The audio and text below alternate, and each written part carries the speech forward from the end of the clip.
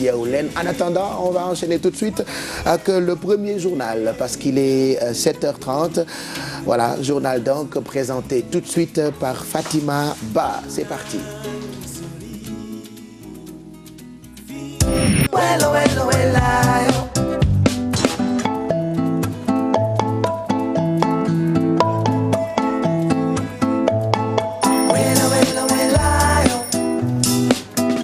Rebonjour Fatima et c'est parti pour les infos.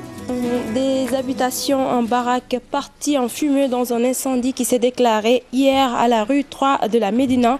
Les sapeurs-pompiers qui ont accusé du retard après l'appel des populations ont été hués et le Dakar de Médina Gounass endeuillé. L'un des 5 blessés de l'incendie du lundi a succombé. Nous y reviendrons dans nos prochaines éditions.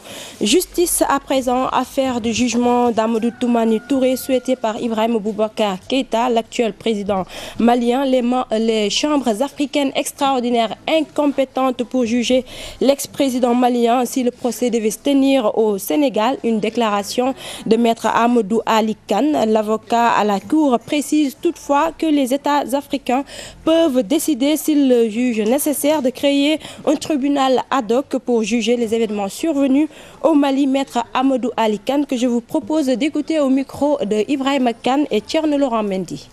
Les chambres africaines sont ce qu'on appelle un tribunal ad hoc, c'est-à-dire un tribunal créé spécialement pour juger des faits précis et créé également pour un temps précis. Donc, ce n'est pas un tribunal permanent, il ne peut pas connaître de tous les faits. Uniquement, il ne peut connaître que des faits qui sont survenus au Tchad entre 1982 et 1990. Donc, en l'état, dans l'état actuel des choses, ATT ne pourra jamais être attiré devant les chambres africaines. Maintenant, il peut arriver que, pour une raison ou pour une autre, que les États africains décident de créer un tribunal ad hoc pour juger les événements survenus au Mali. Autre ex-président qui sera jugé, Hissène Habré. Ce n'est pas seulement lui qui doit être jugé, mais tout le régime tchadien entre 1982 et 1990. C'est la conviction de Jacqueline Moudeyna, avocat des victimes de Habré. Une déclaration faite en marge d'une rencontre initiée par le consortium de sensibilisation sur les chambres africaines extraordinaires. Maître Jacqueline Moudeyna, qu'on va écouter au micro de Ibrahima Kane toujours. Tout un régime doit être jugé parce qu'il n'y a pas que Habré. Habré n'était pas Habré, il était président de la République pendant 8 années. Mais Habré a travaillé avec des personnes. Avec des personnes. Je ne sais pas. Je ne parlerai pas en termes de personnes, en termes de nommer des gens. Je ne suis pas juge d'instruction. Mais je suis une plaignante. Et je crois que ma plainte est accompagnée suffisamment de preuves pour permettre aux juges d'instruction de faire leur travail. Ce n'est pas moi qui vais investiguer, ce sont les juges d'instruction. Et les juges d'instruction indexeront ceux qu'ils veulent indexer, viseront ceux qu'ils veulent viser. Ils feront leur travail en toute indépendance et en toute sérénité pour nous amener une conclusion que nous espérons être le jugement de Hissène Habré. Karim Wade sera édifié sur son sort dans quelques heures, selon Maître Sidiki Kaba, ministre de la Justice. Les Sénégalais doivent laisser la justice faire son travail dans ce dossier. Maître Sidiki Kaba est au micro de Salimata Aoussek et Modou Diop. Dans 48 heures, nous allons entendre la décision de la commission d'instruction qui a eu donc à faire toutes les investigations nécessaires pour pouvoir prendre à l'heure actuelle une position claire qui va édifier les Sénégalais. Il y aura tout simplement ou une décision de non-lieu en estimant que les éléments dont ils disposent, que ces éléments ne leur permettent pas de poursuivre Karim Wade. La commission peut prendre une décision en estimant qu'il faut renvoyer le dossier devant la Cour de l'enrichissement illicite.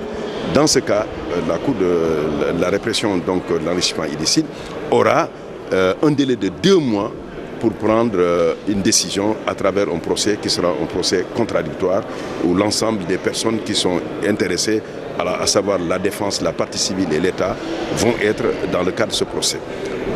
une dernière possibilité, alors c'est peut-être de dire que je n'ai pas fini mon travail d'investigation, peut-être donner un troisième mandat. Salimata Aw, merci. Rebondissement dans le dossier du déguerpissement des occupants de la cité avion de Ouakam. Le ministre des Transports aériens annonce un recensement et des indemnités. Les concernés sont partagés sur la mesure.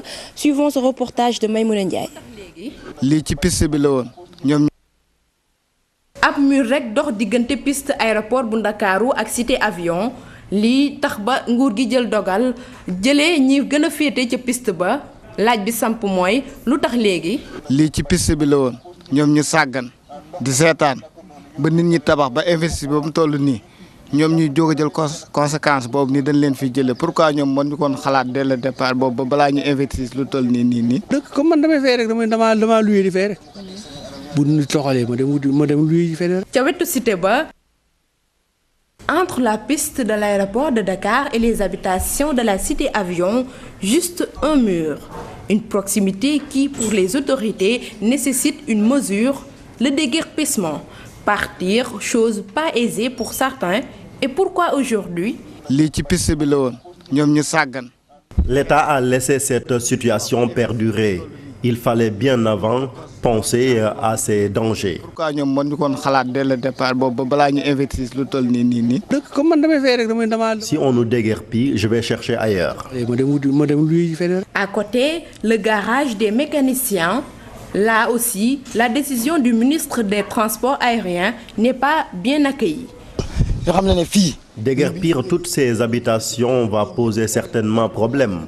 Nous sommes tous des responsables de famille. Il fallait au moins une concertation. Les conditions d'indemnisation, un point flou. Il faut que l'État nous indemnise parce que nous sommes des citoyens responsables.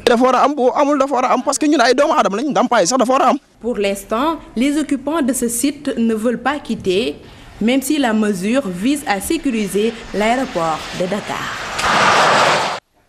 Maïmouna Ndiaye, merci. Reprise du Conseil des ministres décentralisé. Le président Macky Sall et son gouvernement seront à Kédougou demain.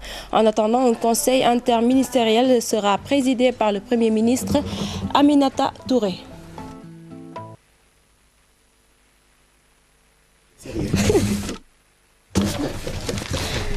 Je reviens dans quelques minutes. À tout à l'heure. Comme rédaction bi dafa nekk dañ leen di régler comme montre musuma gis lii kenn musul gis loolu.